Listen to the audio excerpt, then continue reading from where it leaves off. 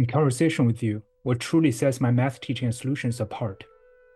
I want to touch people with my art. I want them to say, he feels deeply, he feels tenderly. Vincent van Gogh. Hey everyone, time flies like an arrow over a vector. We've been together for a little more than a month. How's everything going so far? Do you like the solutions and formula sheets I made? Today, I'd like to talk about the philosophy I've been following in my solutions and my teaching style.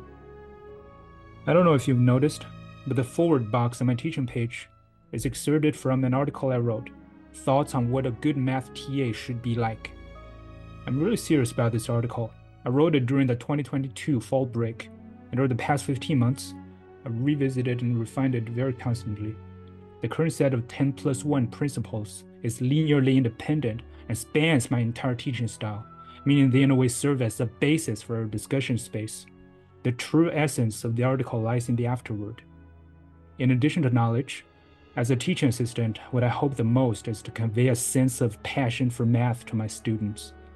When we love math, learning it will become fun and attractive, and we will become more creative and innovative. While some teachers like to focus on a kind of macroscopic guiding where they constantly ignore the basics of math and leave the most details to their students, I don't believe in that teaching style at all. A person will be led by their interest and enthusiasm in math to set up a dream of pushing the math field forward and truly act on it. While such interest and enthusiasm in math, to a large extent, come from the joy and confidence they gain in understanding and applying math to solving problems. And the only way to gain such joy and confidence is to be able to comprehend the detailed logic in existing math knowledge, instead of being intimidated by its mysteriousness. Therefore, if their teacher can deliver such detailed logic to help them truly understand seemingly complicated math knowledge, then they will automatically earn a sense of control in math, which will offer them the best platform for exhibiting their creativity and the help they really need in pursuing their dreams. This is what I believe in, and this is what guides my teaching style. I've always tried to do that as a teacher, and I always will. Following this guideline, I've chosen to share all detailed solutions and discussion notes with you in my easy-to-understand style.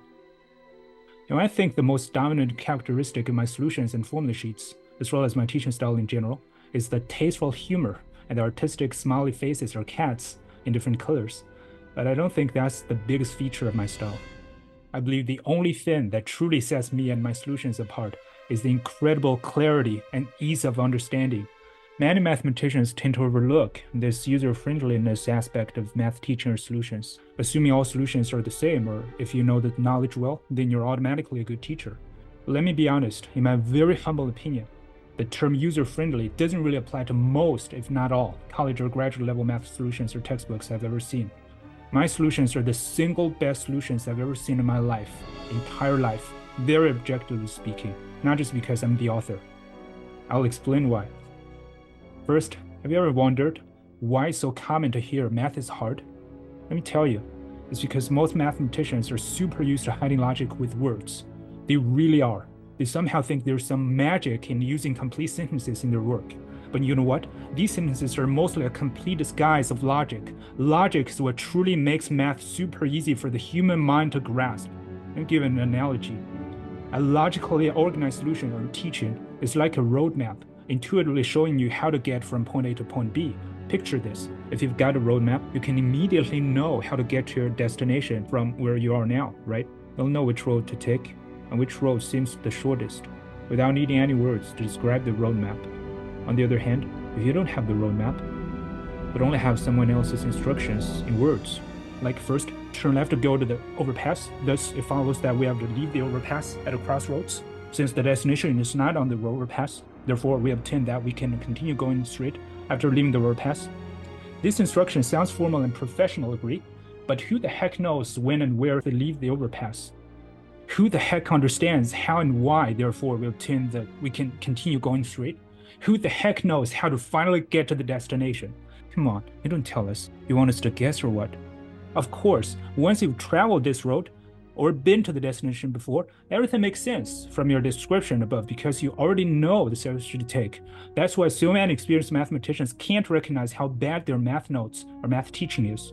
Yes, they think their notes or their peers' notes are clear enough and easy to understand, But that's because before teaching, they've understood everything. Just like before traveling, they've known all the roads.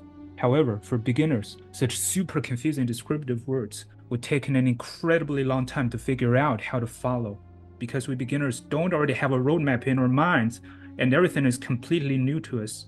How can you expect us to figure out every omitted logical step from such ambiguous and incomplete words?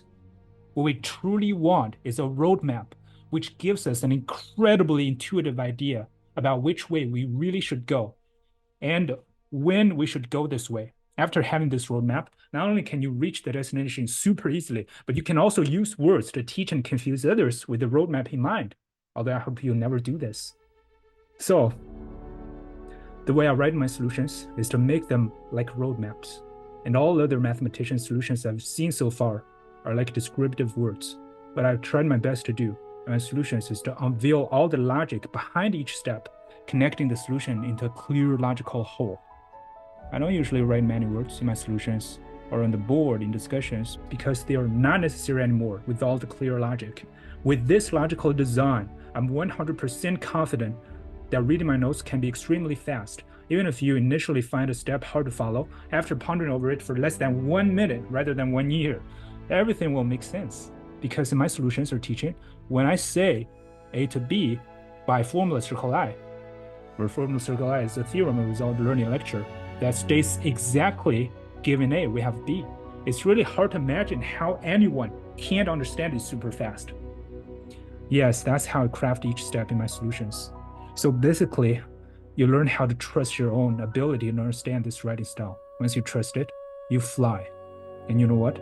Given the choice, I'd exchange all my wealth for an algebraic geometry textbook crafted in the way I compose your linear algebra solutions. But unfortunately, it seems like the math field is waiting for me to be the first to do that. But why do I care so deeply about the ease of understanding of my solutions? Because as a math student myself, I feel deeply disheartened each time I get lost in the mysteriousness of a proof that could have been elucidated using my methodology and a current math textbook I'm using. I feel deeply frustrated about the norm the current math papers and textbooks follow, which should have taken me only 1 minute to understand using my way of teaching, would take me 6 hours using the current textbook. For the most part, that's a complete waste of time. I can't pass that kind of sadness on to you. I just can't. I know how depressing it is. If I write solutions, I must do it right.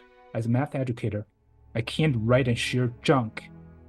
So, if I've given you all the details of my solutions published, what I'm doing each time we meet in discussion, merely reading and copying my notes? No, I'll tell you what I've always tried to do there. There's actually still a missing piece of the puzzle in my detailed logical solutions: motivation. Why and what's guiding us to think of deducing the next step from the current step? My solutions already tell you how to deduce B from A, which is by formula circle I. But the motivation tells you why we think of using this formula and performing the step. In other words, it tells you I didn't just pull the step out of the hat. Unlike logic, these motivations are better conveyed verbally in words and understood intuitively. That's why I choose to disclose most of them in discussion instead of discussing them in the solutions. Again, without those motivations, my solutions can still be easy to understand, but would lack a soul. With all those motivations, you'll understand why I choose to go this way on the roadmap, not just how to get to the destination. Thus, you'll be able to build your own roadmap in your mind and get to other destinations, meaning to solve other math problems when solutions are not available. You'll be able to understand which formulas you should use, when to use them, and how deeply to use them. With that kind of understanding, excelling on exams is almost a given. They'll pave your way by informing you about what's in the box, allowing you to truly think out of the box in your future academic journey and career. As a dedicated and kind person, I take your experience exceptionally seriously and personally because I just value it. When some of you are not satisfied with your performance, I feel sad too. I never judge anyone by their scores or performance. But when you care about it, I care about it as well, because I care about you. In my teaching career thus far, I don't think I've ever turned down any requests from my students, as long as they're ethical and I have the discretion to make the decision. That's because I believe in your judgment, in your unique situation, which is hard for anyone else to truly empathize with, including me. I believe your decision-making in your academic life can do the best for you because you know yourself best. I hope the information provided offers a clearer insight into our discussions and my teaching approach to make math incredibly easy to understand in a friendly and attractive way. No matter whether you agree I'm fulfilling this commitment well or not, I promise I'm trying my best to do well, and I will do better and better by learning from you. I aim to make your view of math a little clearer and guide you toward informed decisions down the road. I eagerly look forward to seeing your continued growth and academic success. Warmly, Ivan, 12:30 p.m. on February 11th, 2024.